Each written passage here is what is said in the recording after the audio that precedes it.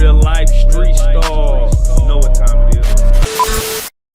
So I was doing my research, I'm going back and I'm listening to Cassie, right? Uh-huh. Because it's all out now. Yeah. And I'm like, when Cassie first came out, they would play her single over and over and over. And I kind of liked it, right? At the time. Now, just hear me out. I kind of liked it. But now I go back and I listen to the single and I'm like, this song really sucks. Now, hearing you sing, Jag, it does something to me, right? It's natural, like how you spoke earlier. It's God's gift. I don't think Cassie had God's gift, right? No. She had desire. Okay, so she had desire. So she had desire, and she is talented. She's just not. She's not Maya. Right. So what I want to say is, we talked about this. Not even A. Marie was Maya, and Cassie wasn't even A. Marie. I'm not going to take a shot at her talent or her career because I don't know what she could have become. So she was actually working with a real producer. She was working with Ryan Leslie. He was developing her.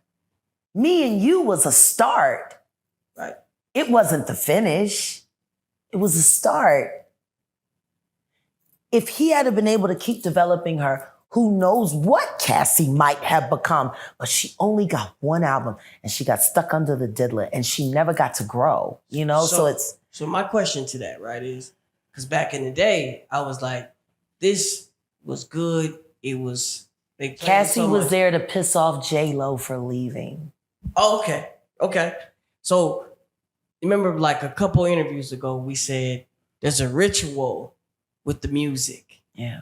Is that something that could very much so performed with the Cassie track? Absolutely. Listen to me. Songs are spells. That's what chants means. If you look in French, the word chants, it means song, but it also means a spell. The things that we say, that's why they say you got to be careful. Life and death resides in the tongue. Everything that we say holds value, it holds weight, and it has the ability to trigger things. That one line, babe, in Kendrick's song when he says, I hate when I talk about guns and then someone gets shot and they die and it makes, because we make things happen. So imagine when you take that and you put that to melody and you put that to song that holds you and rocks you, whatever is embedded in that sound is now embedded in you. It's been proven scientifically. The human mind cannot refuse any information transferred through sound. That makes music the most important thing that we have. Now think about all of these records that when you listen to them, you heard them a million times, whether you liked it or not. Matter of fact, how many songs did you not like that you ended up liking later? Right. Man, I hated this song. I like this song. They kept playing it. You had no choice but to like it. Right. Programming.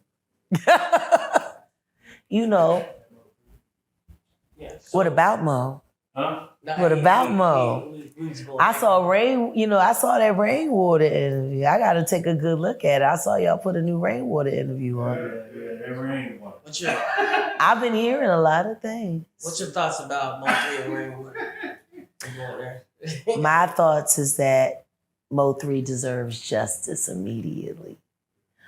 And the people that say they love him need to start telling the truth so he can get it and his family can get it. I'm sick and tired of seeing people capitalize off of Mo's passing. Yeah. Period. And his documentary needs to come out. Like, if people are gonna do this much fighting over his legacy in the state, then they should really be more interested in fostering the legacy. What you see? The public needs to see that. They need it. They deserve it. Right. He has fans, loyal fans. And since he passed away, he's made more fans. Right. They need their moment. to get to know him better. I just think it's time for people to do better by the legacy of Mo3 at this point. And maybe I'm speaking out of turn, but that's just how I feel about it. Yeah, no, I think Eminem had a famous line said, music will alter moods and talk to you. Yeah. And I think, what y'all do is great. But Jack, lastly, I have to ask. I'm so glad Proof wrote that for him. See, I know you about to take it there. I know you about to take it there, man. He has a new album out, Jack. He's trying to sell an album. Wonder who wrote it. Shit. Okay. Wonder who wrote it. Shit. I wonder who wrote it. Houdini is a magic trick. I don't know. Maybe it was Drake. His people. I'm sure they're looking for work. We'll save that conversation. Ghostwriters. So before we never get the credit we deserve. Ever. So lastly, Jack, for those that want to validate you know how many your Grammys stories, I would have won if motherfuckers had to admit what I wrote. right, no, I know you've been in studios help. Like, hey, let me get your pen together. I love creation. I love art, and I share it with everyone. It's not mine. It's a gift. It came to me from God. To refuse to share it is stuff of law. Period. It goes against God. Yeah. Now, what people choose to do with what I share with them and what I give to them, if they choose to exploit it or whatever, that don't fall on me. That fall on them. That's true. That's part of the reason why they really hate me, because they're looking at me and they know I'm the greatest. They know it. Thanks. I know it too. Yeah. But guess what? You don't see me running around bragging about it. You don't see me running around begging people to acknowledge my greatness. I don't. If you come across my art, or if I share it with you and if it blesses you, that's great. But I never did it for fame. I did it for people. I did it for connection. I did it because that's what I do. God gave me that. The truth is, of all the things that I can do, my artistry is the thing I care the least about, but it's the biggest part of me. They wish they had what I had. They wished, every last one of them. They wished, they hated having to sing before or after me. God's gift. And I never bragged about it, and I'm still not. I'm just saying, they know what it is. I know what it is. But why they hate me is because if they had my talent, they would have sold their souls immediately so that they could be the number one bitch.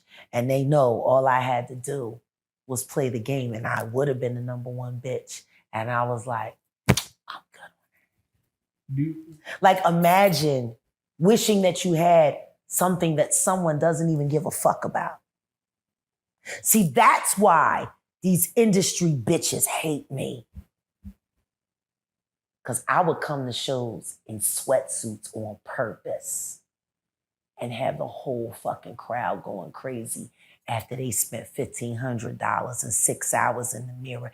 Wasn't nobody thinking about them. And I showed up in a sweatsuit. See, when you that bitch, you ain't got to prove you that bitch. Matter of fact, all these bitches talking only proves I'm the bitch. Because who gives a fuck about them? Like, that shit that Jill pulled was desperate. I know she begging. Illuminati, please. I'm not too old. I got a second win. My titties are still big. You can fuck those.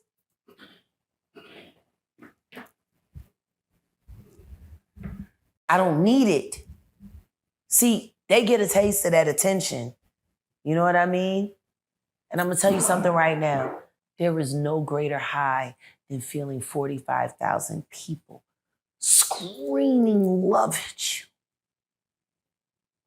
There is no rush. It is very addictive. And you can coast on it for a while. But it's got to be more about, it's got to be more than being, that feeling. That dopamine, it's an addiction. I've seen motherfuckers tank they fucking family when they fucking should have stayed home and not done that tour because they can't live without that roar. I've seen wives say, please, baby, we need to work this out. I'll see you when I get off tour. And for nothing more than that roar. Because sometimes it really ain't about the money. A lot of them niggas be getting jerked. Look at Bad Boy. Who got paid? Yeah. But they was smiling in them pictures though, and they love to be in them videos. I know you see me in the video. Hey, I know you see me in the... And those videos were nice. And you still don't pay me no attention. So Jack, I want to take it home right there. At least they didn't pay them bank accounts no attention. Yeah, I want to take... Oh, them bank accounts was ignored. I want to take it home right there. $500 and you walked for cheesecake. And cheese, all that shit, like, so, and you did all of that for a $500 check, and niggas say I'm a crackhead. Are you fucking kidding me? No, they're kids, Jack. But hey, no, so victims. no. To bring this home, yeah, I want to validate for those who just question where you were at during this time. Yeah. Can you speak to where you were at or who you were around or? And I'm not gonna say a name, but I'm just gonna say Bad Boy. When Suge Knight got shot in the ass in Miami? Damn. Because I was there. What? Yeah. Okay. I was fighting with Paris Hilton in the bathroom at Nobu. Oh, shit. Okay, yes. I wasn't going there, but okay, wait. When Suge Knight got shot in the ass, which we all remember. I was there, yeah. At the it was MTV's. I was there. I was doing a party on Star Island in the yacht. And you and Paris got into a brief altercation. Over Scott Storch. Scott. Yeah, because I didn't approve of him fucking with her. Yeah. I thought it was bad. She had him spending. I'm like, this bitch is worth $100 million. Why are you spending all your money? Let this bitch spend some money. Scott like to spend though. Yeah, he on a bunch of used shit. Yeah. Like he like everything brand new except for pussy. Yeah. Never understood that. He paid top dollar. For the use. Isn't the more beat up it is? Oh. Who the fuck bring a porn star home and expects to be happy? Hey, man. Hey. Bitch brings her work home with her. Honey, can you please hold this pillow? Shit. Okay. So, he's about to get the cum shot. Like, are you fucking kidding me? Did you want linguine and clams for dinner? Right, oh, God. Let's be real. So I was gonna ask about. Yeah, fuck Paris. Anyway, we was arguing, and I told her she smelled like dirty bed sheets, and she called me a nigga. Paris Hilton called you a nigga? Yeah, she calls all black people niggas. So anyway. Damn. Yeah, I mean, and I was like, for real, I'm about to fuck you up. And then you heard pop pop. And I'm like, we're in Nobu. Why would there be shooting, in Nobu? Yeah. And I'm sitting here confused. This Paris Hilton literally goes to the bathroom, messes up her hair, and goes screaming out. We don't know what happened. This bitch was looking for the paparazzi. She wanted to be the first one. Shots fired, and this bitch is ready for a photo op. Wow. I'm like, the fuck? I go to walk out. They got Suge. Suge was laid on his stomach. And you can see they had shot him in the ass because he had the red stain. He was on his stomach and they rolled his ass out of Nobu. I never seen people so happy to see somebody get shot. Like literally, we walked out like, they was like, yo, did you hear? Suge got shot. I was like, that's who that big nigga was. His face was there. They was like, yeah, they shot him in the ass. They was let everybody. Just that was it. Did you hear Suge got shot? Yeah, they shot him in the ass. Damn. Okay. You were there. You were there. So I don't know. Last I was he should have started talking back then. I was gonna say, can you explain your connection or just where you were at or around and who for Bad Boy Records and Uptown Records? Just anyone within that. Just what is your connection at all to any of that, if anything? My direct connection would be, I'll be sure at this point, I was always around. See, like you got to understand, dibbling and dabbling in the dark arts and sex world and being a ghostwriter and then being a public artist, I'm kind of living a double life anyway. But I knew Kim and I knew Kimora.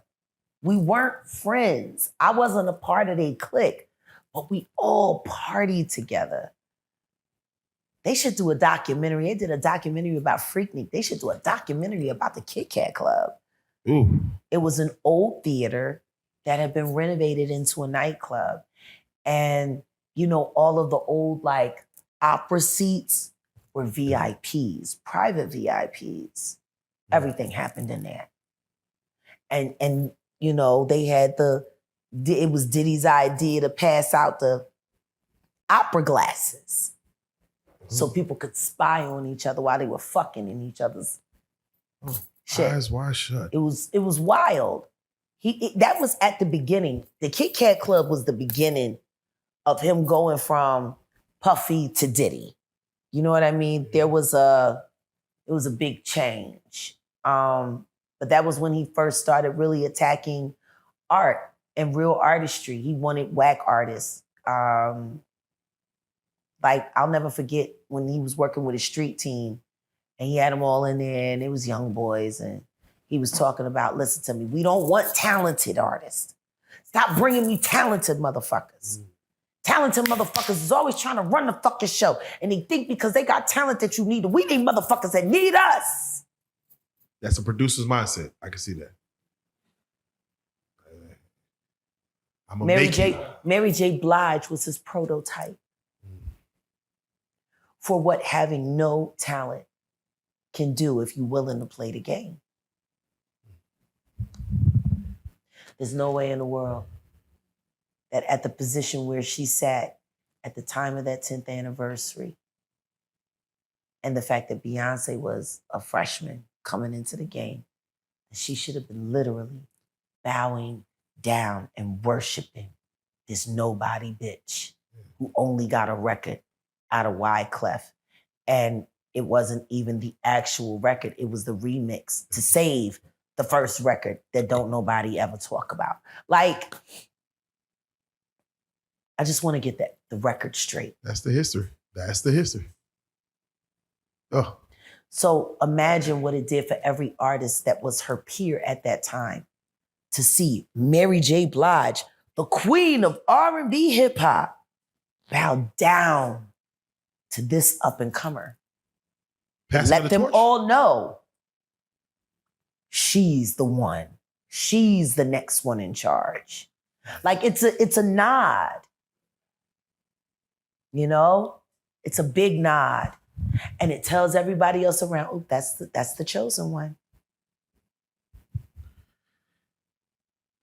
Jag, for shame, you know, after all of that hero worship, she couldn't have, you know, Beyonce got the billion. She couldn't have helped Mary J. Blige pay the Kendu. Cannot. She could have just cut a check. You know, Mary just got her titties done, Jack. Huh? She just got her titties done. Brand new, just like a week ago. Same, they couldn't do her brain and her heart. Oh, God. They need to go back in there. There's more work to be done. Okay. She got her titties done at 50-something. I mean, she's on TV. She got Who's watching? Ain't this the last season? That is going on. She might have something to do with that. Yeah. Jack, so let's speak on you for a second. We're weird bitch. Sorry. We're in summer. Let us know what you have coming up next, because Reallyfe does want to be a part of the Jag journey. I think we are a part of each other's journey at this point. Yeah, 1 million subscribers once again. Probably touching it right now as we speak. I know. And you are a major. I couldn't be happier for you guys. No, thank you. Thank you. And I'm glad that this is going to be over so Angel can go on vacation and get some sleep. Yeah, you're right. And Ange, we can't wait. No, Ange, we were talking off camera, and Ange has his business acumen is crazy. Yeah. And we got to definitely discuss some business with Ange. Let me tell you something. Very soon. Mostly everything that I understand about working with people and doing business with people and living as an entrepreneur, not as a worker, but as a boss, I learned from that man. I'm not going to get too much into his business because people are already gossiping. But what I will say is, you got to look at a person who manages to hold on to relationships for decades and ask yourself, what's real between these people that keep them in the game for 20 years, 30 years? Your average friendship nowadays doesn't last more than 5 years, and then people journey on, or they move away, or someone gets divorced and they got you and they got this, you know. But when you have people that truly know you, you're a blessed woman. And so what's going on? Realjag.com. There you go. What's going on? Love. There you go. And partnership. There And you go. there's this guy that's always hanging around me now, and he decided he wants to do a documentary about my life. Oh, it sounds entertaining, just the thought of. And he's filming right now. There you go. There you go. There you go. Look at that. Look at that. And that's just a blessing itself because and then reintroducing the world to all of the Philadelphia content. There you go. And to be able to put all of that back up for everyone that was there before, who that got taken away from, and to be able to give them Jay-Z Unplugged again, because we will be uploading Jay-Z Unplugged to the new Philadelphia Broadcasting Network in the next 10 days.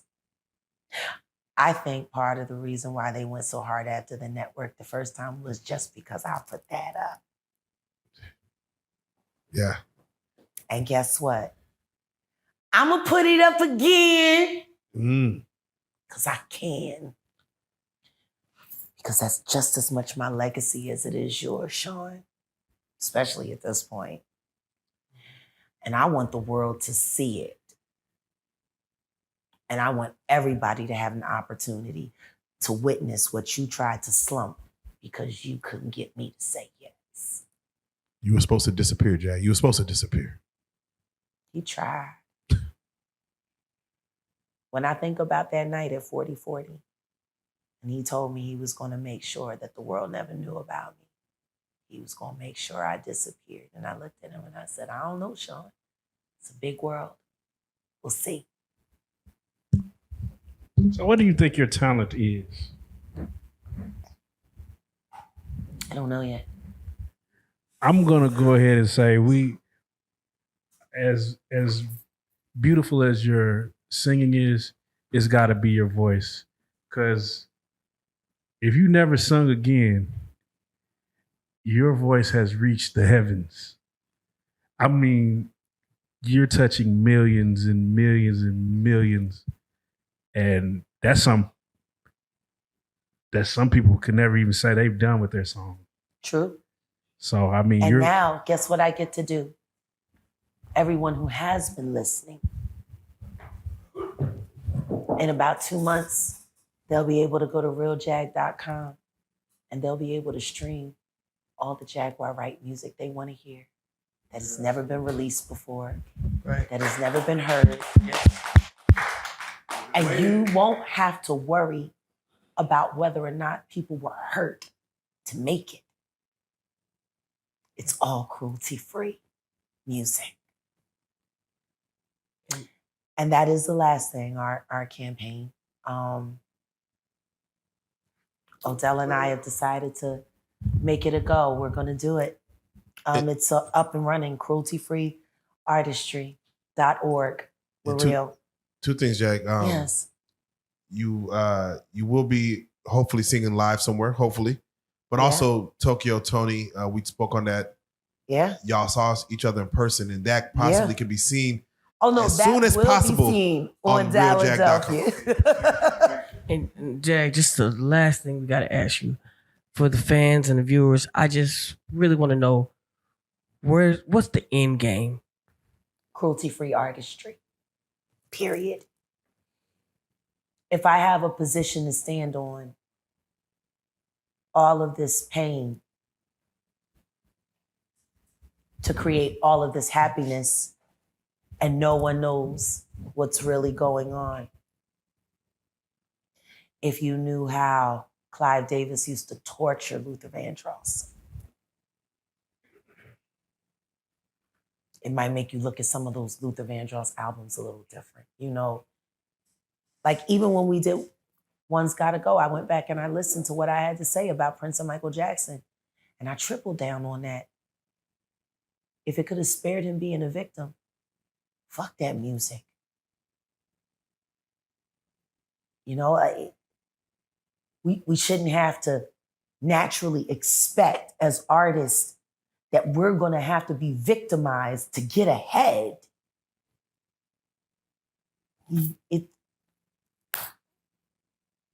How does something that God gave us that brings so much joy end up in such fucked up shit all the time? I want to be able to look at a young artist and see her grow up and know she never had to have what happened to me happen to her to get a Grammy, to get a sold out tour, to get a movie. That's my end game at this point. Can we make good art without having to hurt someone to do it? Well, can we send our kids to auditions and pray to God they don't get fucking touched? You know, is that really asking for so much? Amen. Well, I was talking to my mama today and she said, do you think that girl Jaguar really be telling the truth? I said, I don't know how you see it online, but if you was in there with her and she looks you dead in your eye, you gonna know that she is. With that being said, Jaguar Wright, you are a real life street star. 1 million! 1 million! 1 million! And many, many more, because I promise you, you coming here is your blessing, and it's our honor.